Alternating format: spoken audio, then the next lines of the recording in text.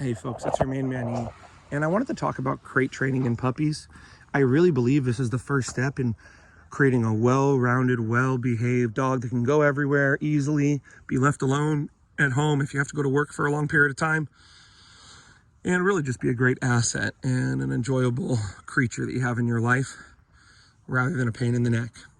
So here's some tips to think about when you got a puppy and you're doing crate training. Now, a lot of times what happens is people are saying, don't let the puppy out when they're crying. Don't let the puppy out when they're barking.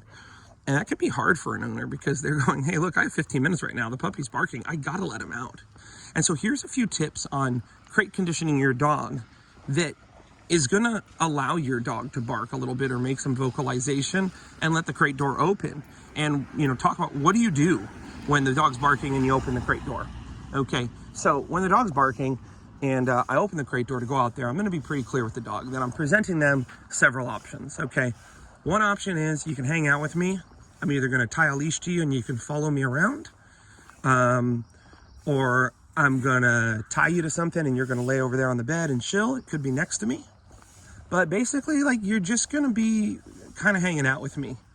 Not much food going on, not much toys going on. You're just hanging out, okay? That's one option.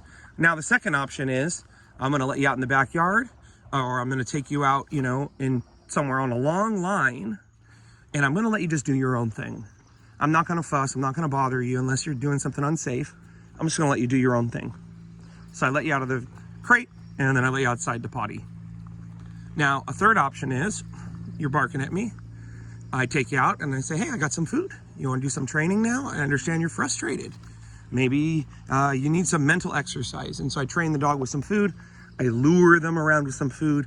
Maybe I toss some food and then call the dog back to me and I practice recall. Maybe I even just have the dog walk around with me and I just feed them food periodically as they walk around with me and they look up at me. And I really cultivate that sense of them focusing on me for food. Okay. The other option is when they're frustrated is I pull them out and I offer them the opportunity to play.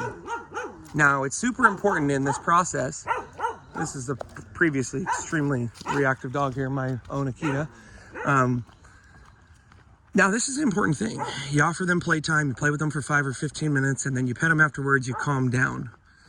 With a lot of these things, it might be helpful or necessary to pet the dog after or sit with them for a few minutes, even outside of the crate, and so they can settle.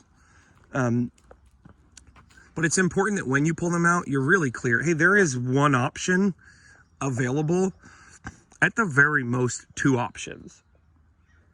So if I pull the dog out and I want to play with them and they say, no, I don't really want to play right now. I just want to go and do my own thing. I'm like, okay, well, go do your own thing and see if you potty.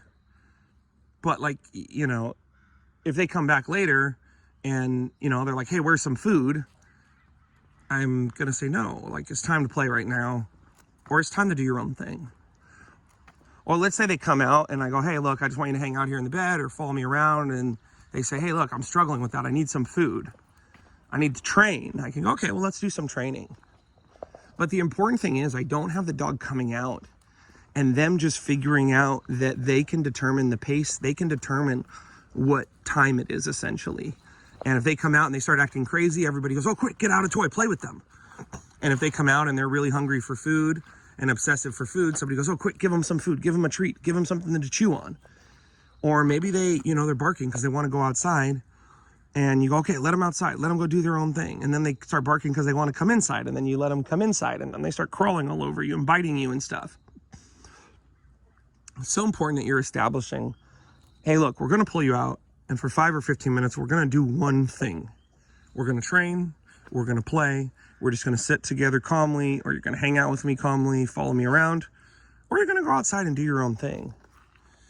If you structure this with your dog from the time they're young and you take them out and you explain to them that, there's one option, maybe 2 options at the most. The second option is usually, hey, do you have to potty? If you want to potty, you've got to do your own thing. Okay, fine. I get it. So if you do this with your dog, what you're doing not only is being clear to the dog, hey, look, if you are barking or if you are crying or you are whining, at least let me have you come out and work with me and focus on me and hey, maybe you're just frustrated because you want to train and you want to play with me and you want to engage with me. Oh, okay. But like if the dog's barking in the crate and then you let them out and they just want to go do their own thing and be completely distracted and ignore you, well, be mindful. That's what happened. They basically said, hey, let me out of here. I want to do my own thing and completely ignore you when I'm out of the crate.